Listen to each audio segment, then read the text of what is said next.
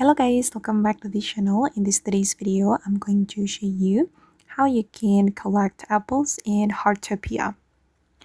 Okay, let's get into it guys. As you can see, I have a daily quest to collect apples and I'm going to show you how you can collect the apples.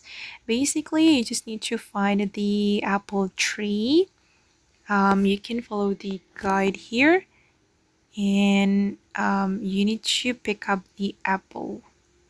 Okay, the apple tree is here, and to collect the apple we need pickaxe. Okay, and I'm going to tap on the pickaxe to collect the apple.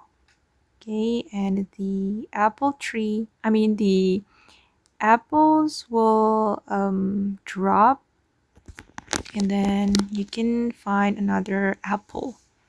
Okay, let's move to this tree. So guys, to collect apple, you need to use pickaxe.